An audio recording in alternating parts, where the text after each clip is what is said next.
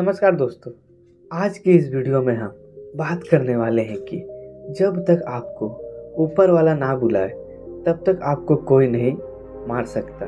कहते हैं ना दोस्तों, जिसकी नीयत और कर्म अच्छे हों उसका कोई कुछ नहीं बिगाड़ सकता। इसको आज हम इस वीडियो में समझेंगे।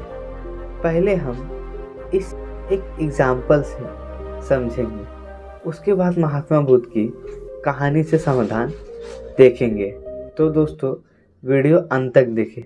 दोस्तों, आपने देखा होगा अगर कोई व्यक्ति अपनी ज़िंदगी में तरक्की कर रहा होता है तो उसका दुश्मन और जलन करने वाले भी बढ़ जाते हैं। मैं उनसे एक बात कहना चाहता हूँ, आप उससे जलो मत। आप ये सोचो कि मैं इससे और आगे कैसे जाऊँ। कहते हैं ना, जलने वाले वहीं रहते हैं और तरक्की करने वाले आगे बढ़ते रहते हैं। दोस्तों, यह जीवन इतना बड़ा नहीं है जितना बड़ा आप इसे सोचते हैं, पर आपको लगता है कि आपका जीवन बहुत लंबा है, इसलिए आप अपनी ऊर्जा बेवजह की चीज़ों पर बर्बाद कर देते हैं, जैसे जलन, घृणा और लालच। दोस्तों, क्या आप सोच सकते हो कोई व्यक्ति अपनी पूरी जीवन ईर्ष्या और जलन में बिता दिया।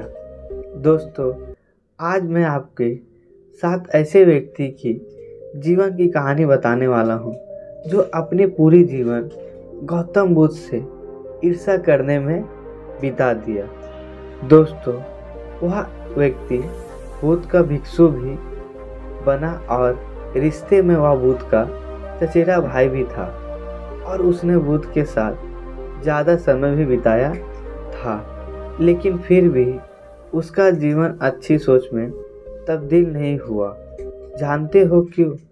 क्योंकि उसने अपने अंदर ही कड़वाहट की बीज बोकर रखे हुए थे और उस व्यक्ति का नाम देवदत्त था।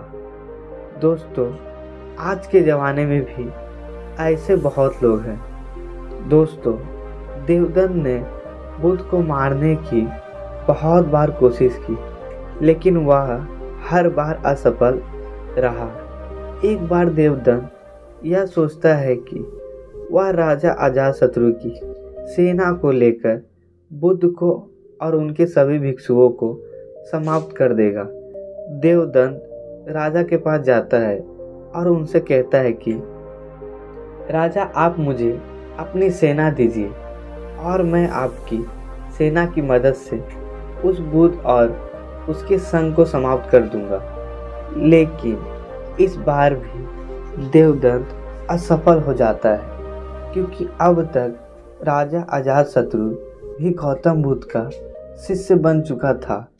राजा देवदत्त से कहता है कि बुद्ध को मारने तो दूर की बात है, अगर उनको छोटी सी भी खरोच भी आई तो मुझसे बुरा कोई नहीं होगा।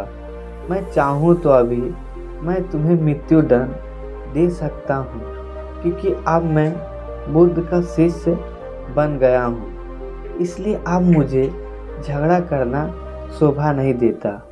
बुद्ध की किसी ने बात ध्यान लगाकर सुन लिया तो उनसे कोई जलन नहीं रख सकता। उस समय तो देवदत्त वहाँ से चला जाता है, लेकिन वह तय करता है कि वह अकेला ही बुद्ध की हत्या करेगा। उसके कुछ दिन बाद बुद्ध अकेले ही भिक्षाटन के लिए एक पहाड़ी के रास्ते से जा रहे थे। देवदत्त उसी मार्ग पे पहले से ही छुपा हुआ था। उसका उद्देश्य था कि मौका मिलते ही वो बुद्ध पर हमला कर देगा। जब बुद्ध देवदत्त के निकट जाते हैं तो देवदत्त एक वृक्ष के पीछे छिप जाता है, क्योंकि इतनी हिम्मत बुद्ध के शत्रुओं में नहीं थी कि वे बुद्ध पर सामने से वार करें। इसलिए देवदत्त भी पीछे से वार करता है। वो बुद्ध को खंजर फेंककर मारता है, लेकिन उसका निशाना चूक जाता है। इतने में ही देवदत्त को सामने से कुछ लोग भूत की तरफ आते हुए दिखते हैं, जिसके कारण वो पेड़ के पीछे छिप जाते हैं। वो लोग बुद्ध के पास आकर बुद्ध को प्रणाम करते हैं और बुद्ध की साथ ही गांव की तरफ जाने लगते हैं। बुद्ध के जाने के बाद देवदत्त यह सोचता है कि शायद बुद्ध की मृत्यु खंजर से नहीं लिखी है, इसलिए देवदत्त बुद्ध को मारने के लिए दूसरा कोई और योजना बनाने लगता है। उसके बाद देवदत्त एक छोटी सी पहाड़ी पर चढ़कर बैठ जाता है। उस पहाड़ी पर छोटे छोटे बहुत सारे गोल पत्थर थे, जिन्हें आसानी से नीचे धकेला जा सकता था। उन पत्थरों का आकार कुछ ऐसा था कि अगर किसी के सर पर गिर जाए तो उसकी मृत्यु निश्चित थी। उस पहाड़ी के नीचे से आने जाने का रास्ता था और देवदत्त यह जानता था कि बुद्ध भिक्षाटन के बाद उसी रास्ते से वापस लौटेंगे। इसलिए देवदत्त वहीं पर छिपकर बुद्ध के आने की प्रतीक्षा करने लगता है। कुछ समय प्रतीक्षा करने के बाद देवदत्त यह देखता है कि बुद्ध उस पहाड़ी के नीचे से जा रहे हैं। बुद्ध को देखते ही देवदत्त पहाड़ी से नीचे पत्थर फेंकने के लिए तैयार हो जाता है। जैसे ही बुद्ध उस पहाड़ी के नीचे से जाने लगता है, देवदत्त ऊपर से पत्थर धकेलना शुरू कर देता है। उन पत्थरों से बुद्ध को तो कोई नुकसान नहीं पहुंचा, लेकिन पत्थर धकेलने के कारण देवदत्त का पैर फिसल गया और वो पहाड़ी से नीचे गिर जाता है। उस पहाड़ी से नीचे गिरने के कारण वो बुरी तरह से जख्मी हो जाता है। बुद्ध यह जानते हुए भी कि देवदत्त उनका प्राण लेना चाहता है, फिर भी वो उसे जख्मी हालत में अपने भिक्षुओं के पास ले जाते हैं और उसका उपचार करना शुरू कर देते हैं। और यह देवदत्त का अंतिम समय था, यानी कि देवदत्त ने अपना पूरा जीवन बुद्ध से जलन और ईर्ष्या में निकाल दिया। देवदत्त अब होश में था और अपनी अंतिम सांसें गिन रहा था। उसकी आंखों के सामने से उसका पूरा जीवन गुजर रहा था, लेकिन इस बार उसकी आंखों में पश्चाताप के आंसू थे और उसे अपनी गलती का एहसास हो रहा था। उसे अब यह बात समझ में आ रही थी कि जिसकी वह प्राण लेना चाहता था, वही उसका प्राण बचाने के प्रयास में लगा हुआ है।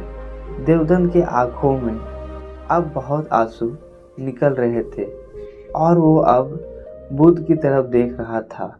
बुद्ध उसके शरीर पर लेप लगा रहे थे। देवदत्त रोते हुए और लड़खड़ाती हुई आवाज़ में बुद्ध से कहते हैं कि मैं आपसे क्षमा मांगने के भी लायक नहीं हूँ और मैंने आपको बहुत क्षति पहुँचाई हुई है। पर बुद्ध कहते हैं कि मुझे तो कुछ याद ही नहीं है। बुद्ध की ये शब्द सुनते ही देवदत्त की आंखों से आंसुओं की धारा बहने लगती है। दोस्तों, बुद्ध कहते हैं कि बुद्ध संग और धर्म हर मनुष्य के अंदर में है और स्वयं को जगाने की क्षमता बुद्ध है।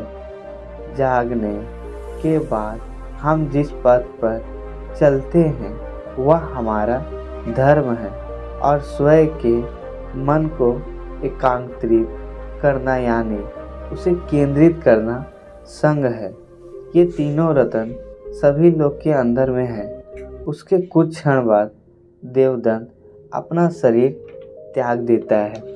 दोस्तों, क्या गलती का एहसास करने के लिए मृत्यु आवश्यक है? क्योंकि आजकल के लोग भी मृत्यु होने के बाद तारीफ करने हैं। और क्या मृत्यु आने पर ही हमें यह एहसास होगा कि ईर्ष्या, घृणा और लालच ये सभी चीज़ें व्यर्थ है? क्या उससे पहले हम इसे जीवन को सुंदर नहीं बना सकते और इसे जीने के योग्य नहीं बना सकते? दोस्तों, नर्क और स्वर्ग ऊपर नहीं है, वो आपके अंदर है। अगर आप अपने अंदर अच्छे विचार अपने लाते हो तो वह स्वर्ग है। अगर आप अपने अंदर जलन लालच लाएंगे तो वह नर्क है। धन्यवाद।